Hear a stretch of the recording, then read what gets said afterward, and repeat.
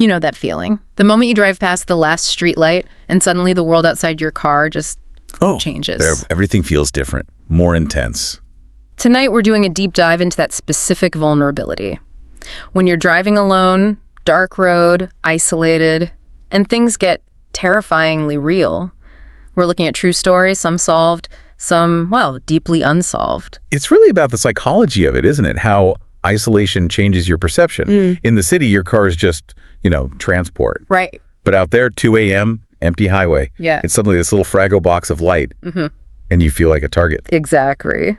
So we've gathered these accounts from actual case files, personal stories shared online, witness reports, trying to understand the patterns. What happens when the familiar road turns into something dreadful? And our goal here isn't just to tell spooky stories, though some are definitely spooky. Oh, for sure. It's about looking at why these moments hit so hard, why they stick with you. Let's start with maybe the most primal fear, the sudden appearance of a human threat.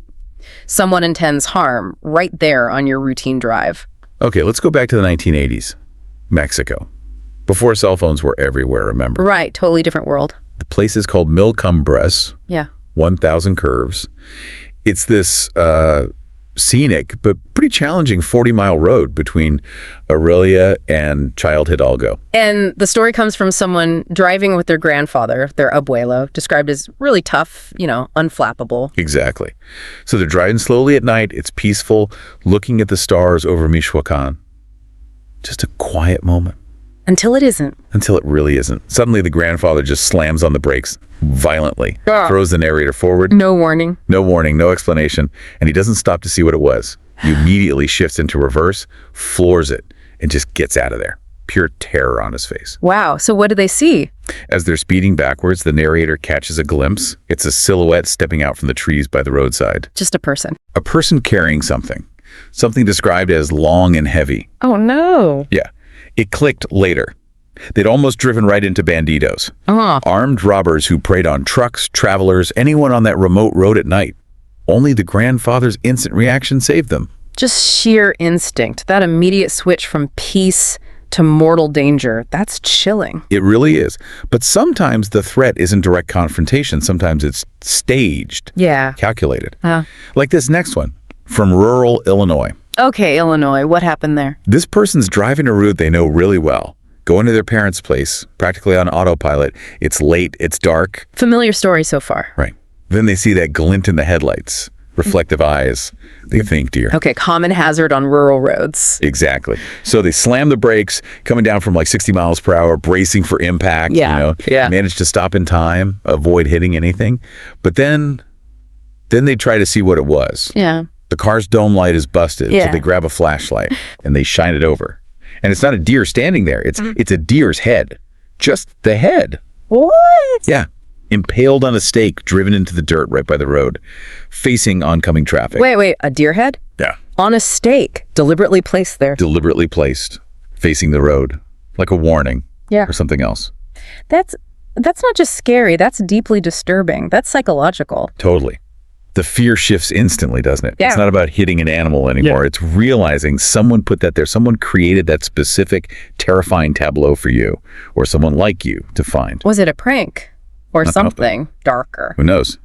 The driver didn't stick around to find out. They described hitting the gas like a nuclear bomb went off. Just pure panic and escape. The sheer effort involved in doing that. Mounting a deer head on a stake by a dark road, that's what gets under your skin. That level of calculation, it definitely ramps up the fear factor. And that leads us into situations where the calculation seems even higher people and even their cars just vanishing, which takes resources, right? Not just a simple roadside scare. Absolutely. Yeah. Which brings us to some really tragic cold cases. Right. Let's talk about Kelly Day Wilson, Gilmer, Texas, January 1992. Okay.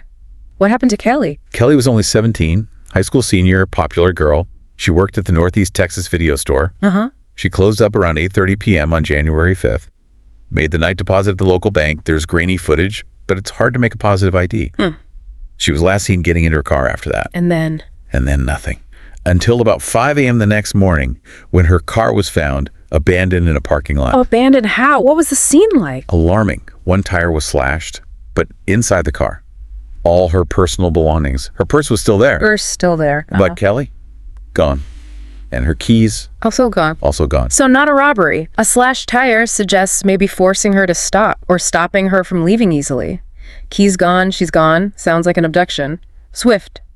Decisive. That's what investigators thought. Initially, suspicion fell on people she knew. Yeah. The store manager, Joe, who was the last person confirmed to see her. Her boyfriend, Chris Denton, apparently was an on-again, off-again thing that may be a bit volatile. Standard procedure, look at the inner circle. Right. But both Joe and Chris had alibis, passed lie detector tests, they were cleared, and the physical evidence, it just evaporated. Yeah. In that rural area, the trail went cold really fast. Which can lead investigations down some strange paths. Exactly. And this case spiraled into something truly bizarre and frankly destructive. Fast forward to 1994. Okay. Suddenly there are these bombshell indictments. 10 people charged, including, get this, a member of local law enforcement, Sergeant James Brown. 10 people. Charged with what? Aggravated kidnapping, child abuse, even capital murder. And it was all tied together by this absolutely shocking narrative. Which was? Allegations involving a family called the Kerrs. Testimony, mostly from people connected to the family, started painting this horrific picture of ritualistic satanic abuse. Satanic abuse. In connection with Kelly's disappearance. Yes. Claims that Kelly was held captive, tortured for 9 days, and then ritually sacrificed, even cannibalized, supposedly as a birthday present for one of the family members, Geneva Kerr, who was said to be interested in Satanism and human sacrifice. That sounds like something out of the worst kind of fiction. How credible was this? Well, that's the crucial point. It turned out to be not credible at all. The Texas Attorney General's office investigated the investigation itself. And their conclusion? They concluded the entire satanic cult story was a complete fabrication. It was the result of coercion, unreliable testimony, and overzealous investigators, desperate for answers in a case with no leads. They literally called it a modern witch hunt. Wow. So the lack of real evidence created this vacuum. Precisely. A vacuum filled by the most sensational, horrifying story imaginable. All the charges were eventually dismissed. But the damage was done, and Kelly Day Wilson, has never been found, presumed dead after all this time. But no real answers, no justice. The road just swallowed her, and the system failed catastrophically. That's devastating. And it shows how when someone vanishes from the road, the lack of answers can breed these extreme, harmful narratives. Okay, let's shift to another vanishing. This one, the vehicle itself, is a central part of the mystery. Audrey Herron, Catskill, New York, 2002. Right. Audrey was 31, a nurse. On the night she disappeared, August 29th, 2002, she called her husband Jeff around 9:30 p.m. She was happy, apparently just got a raise. Okay. She left her job at the Columbia Green Health Facility around 11 p.m. It was just a standard 20-minute drive home for her along State Route 23. And she never made it. Never made it. Vanished completely. Was there immediate suspicion anywhere? Well, yeah. Some eyes turned towards the husband, Jeff, for a couple of reasons. One, he didn't report her missing right away. He didn't call the hospital asking where she was until 6 a.m. the next morning. That seems late for a spouse. Friends thought so too. One friend, Karina, heard a voicemail up. Jeff left and described him as sounding indifferent, not like a panicked husband whose wife hadn't come home. Friends also described him as sometimes controlling. But was there any actual evidence linking him? No concrete evidence. Police investigated, but couldn't tie him to it. The real puzzle here, the thing that baffled everyone, was the completeness of the disappearance. How so? Audrey vanished. Her keys vanished. And her vehicle, a 1994 Jeep Grand Cherokee, also vanished. Completely. The whole Jeep gone. Gone. Extensive searches were done. Ground searches, even a helicopter search, nothing. Her car phone was off or disconnected. It was like she and the Jeep just evaporated off the face of the earth. That's different. Usually if it's, say, a crime of passion, the body might be hidden, but getting rid of a whole SUV, that takes effort, planning, resources. Exactly. It immediately complicated things and led to other theories beyond just the husband. Like what? Well, one detail that raised eyebrows was that apparently Audrey had left her purse at home that night, suggesting maybe she did make it home and something happened there. But that doesn't explain the missing Jeep. Sure. Then there was the financial angle. Jeff came from a wealthy family, but reportedly only contributed about $1,000 to a private search fund for Audrey, which some found odd. And a darker theory involved organized crime. Jeff's father co-owned a local golf course with a Russian national who was suspected of having ties to organized crime. Okay, and Audrey's connection. Apparently, Audrey had accidentally walked in on a pretty intense, intimidating argument involving this business partner. The fear was maybe she saw or heard something she wasn't supposed to. Yeah. Making her a potential witness who needed to be silenced permanently.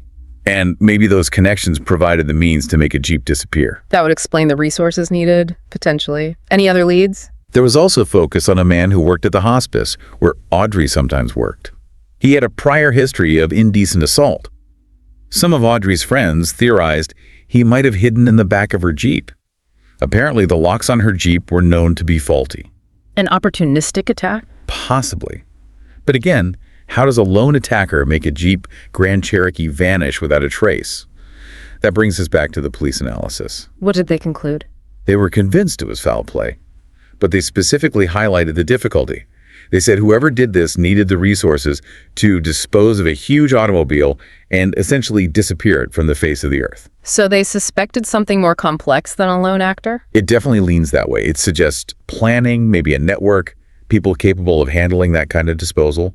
When the car vanishes too, it implies a level of sophistication and motivation that's really chilling.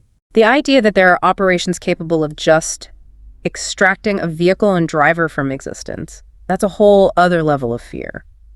But sometimes the vanishing feels less calculatedly human and more strange. Which takes us into the realm of the unexplained. Yeah, let's talk about the ghost car of Narragansett. This count is more recent, from 2017. Okay, what's the story here? Someone's driving near Saunderston, Rhode Island around 9 p.m. They take a shortcut, make a wrong turn, end up in a dark cul-de-sac. Uh-oh, dead end. And they find themselves blocking another car. But it's not just any car. It's this meticulously restored classic Buick. Looks like something from the 1930s or 40s. Absolutely pristine. Okay, unusual sight. And the encounter immediately feels off. The driver of the Buick is described as unnervingly pale and smiling, but like a fixed artificial smile. The witness said it was like a ventriloquist dummy's smile. Okay, that's officially creepy. It gets weirder. As the narrator is trying to figure out how to maneuver around, their own modern car suddenly just dies. Dies how? Stalls. Completely shuts off. Engine, battery, headlights, everything. Total electrical failure. Plunged into darkness, except for the Buick's lights. Oh! And the only sound is this creepy old-timey music coming faintly from the Buick's radio. This sounds like a movie scene. Right. But then it gets even more bizarre. The narrator is frantically trying the ignition, dashboard lights flicker, nothing happens. And then their car radio suddenly bursts to life. Playing what? Playing the exact same creepy old tritone song that was coming from the Buick. No way. Synchronized creepy music. Synchronized creepy music. A shared auditory hallucination. Maybe. But then, just as suddenly as it started, the Buick's headlights just cut out. Total pitch blackness now. And the narrator's car? After maybe 30 seconds of trying, their car suddenly starts up again. Lights come back on. Engine turns over. Okay, finally. And the Buick? Gone. Completely vanished. That huge, heavy, classic car in a dead-end cul-de-sac. Just gone. No sound of an engine starting, no tire noise. It had, according to the witness, vanished into thin air. That's hard to explain rationally. EMP pulse affecting both cars. Shared delusion under stress. But the vanishing act. It's the vanishing that defies easy explanation. And there's this weird postscript. The narrator, later, separately, encountered a man trying to sell a vintage car. It turned out to be a very similar 1937 Buick Special. And the seller mentioned his dad had bought it years ago at a police auction. A police auction. That adds another layer of strange coincidence. Connects the potentially phantom car to something tangible but still unexplained. Exactly. It leaves you wondering, was it paranormal? Some kind of bizarre prank with advanced tech? Or just a truly unsettling coincidence layered onto a stressful event? It bridges that gap between human agency and something else. And sometimes that ambiguity shows up in patterns like on certain stretches of highway. Let's talk about Nevada. Yes, specifically the area around the Pumpernickel Valley exit off Interstate 80. There's a disturbing pattern there involving abandoned vehicles and missing people. Tell me about it. Okay, consider Patrick Carnes. 2011. He was 86 years old, a WWII veteran. He was driving from Ohio to Reno. He actually got pulled over by the Nevada State Patrol for speeding, but the trooper said he seemed fine, coherent, just paid the ticket and went on his way. So he was confirmed okay at that point? Yes, but then he vanished. His car, a green Subaru, was found later. But it wasn't just off the road. It was 150 miles off his route, stuck in deep sagebrush. Stuck or abandoned? Abandoned. But here's the thing. The car had gas. It was perfectly drivable, other than being stuck. Nothing appeared to have been taken from the car. Okay, and Patrick, Gone. Vanished. But the most chilling detail, investigators found only one set of human footprints leading away from the car. His footprints. And he had left his beloved dog, Lucky, behind in the car. He abandoned his dog, an 86-year-old vet. That suggests extreme duress, doesn't it? Panic, confusion, or being forced. Exactly. What would make him leave his companion and walk off into the remote Nevada desert away from a working vehicle? And you said there's a pattern. Yes. Because 5 years before Patrick Carnes vanished, in 2006, another vehicle was found abandoned in almost the exact same remote area near that Pumpernickel exit. Who's the vehicle? A woman named Judith Casita. Her Mazda pickup truck, found abandoned, also apparently drivable. She too vanished without a trace. 2 vehicles, 5 years apart, same remote spot, abandoned but functional, occupants missing after walking away. It makes you question simple explanations, right? Is it just tragic coincidence? Elderly driver getting lost and disoriented? Yeah. Someone choosing a remote spot for suicide? Maybe. Oh. Or is it something more sinister? Is there someone, a predator, who uses that stretch of highway? Someone who somehow coerces people out of their cars miles from anywhere? The detail about Patrick Carnes abandoning his dog, that just screams something was terribly wrong, it violates that natural bond. It suggests a level of terror or manipulation that overrides even deep loyalties. That pattern is deeply unsettling. It really is. It makes you look at those empty highways differently. We've covered deliberate human threats, complex disappearances requiring resources, high strangeness, and disturbing patterns.